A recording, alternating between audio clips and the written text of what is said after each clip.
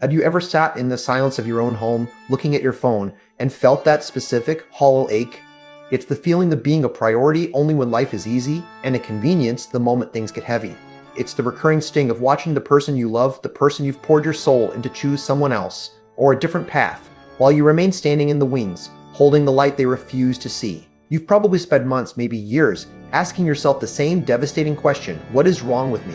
You assume there is a flaw in your character, a missing piece of your personality, or a lack of enoughness that prevents them from choosing you. But I want to tell you something that might be hard to hear, but it is the only thing that will set you free. You aren't losing them because you aren't enough. You are losing them because you are trying to build a house on a foundation that doesn't exist. You are falling in love with the ghost version of them that lives in your imagination, not in the reality of their actions. In this video, we are going to perform a psychological autopsy on why the choice never happens for you. We're going to move past the surface level relationship advice and look at the deeper mechanics of human connection.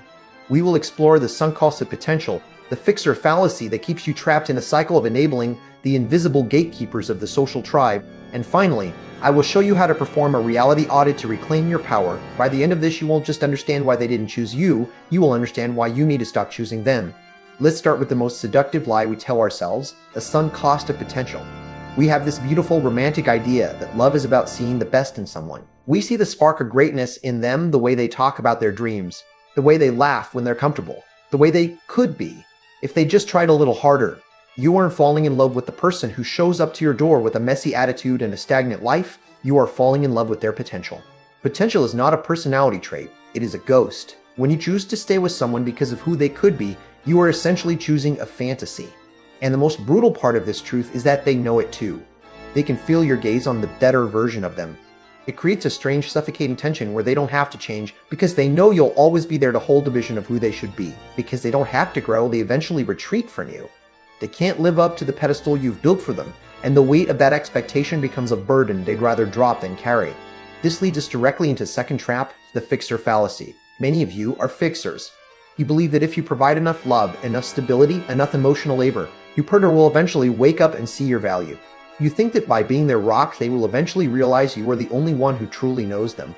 But here's the brutal reality: you cannot fix someone's lifestyle from the inside. If they aren't already moving toward the life you want, your love isn't a bridge, it's a safety net. And a safety net is exactly what allows them to stay stagnant.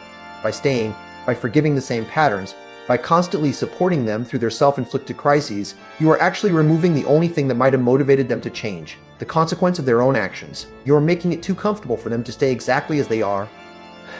It is exhausting to be a rehab center for someone who doesn't want to get sober.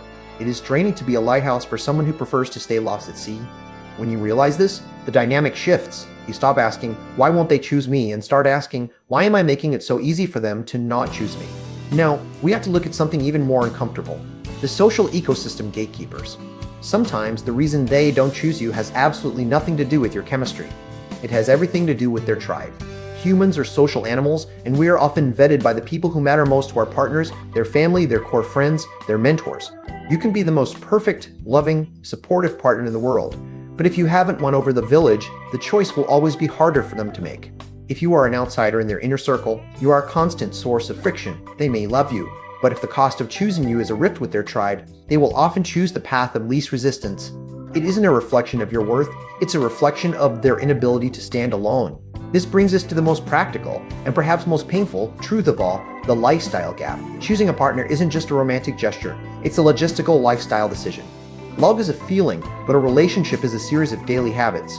If your daily habits, your long-term goals, and your fundamental values don't align, love is just a spark that will eventually be crushed by the friction of daily life. If you want a life of adventure, and they want a life of security, if you want a life of deep emotional transparency, and they want a life of keeping things chill, the friction will eventually become unbearable.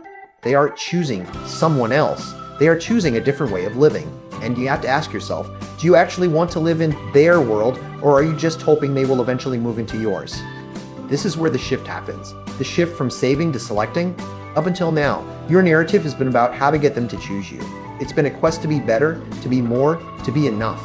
But the hero's journey ends when you realize that the real quest is your own. The power move is realizing that your value isn't defined by their inability to choose you. When you stop trying to fix them, you reclaim the energy you've been leaking into their potential. You reclaim the time you've been wasting on their maybe. You begin to see them for who they are today, not who they could be in 5 years. And when you see them clearly, the choice becomes much easier for you to make. I want you to do something today.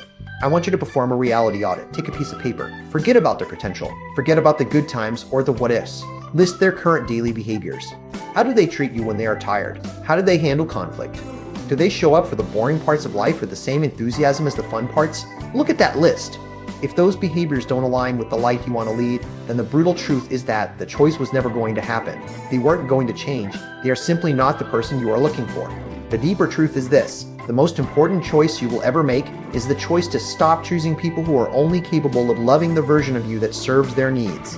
You are not a project to be completed, and you are not a safety net to be used. You are a person worthy of being chosen not for your ability to fix, but for the simple, profound reality of who you are. Your first step is this: tonight, before you go to sleep, write down 3 things they do consistently that make your life harder.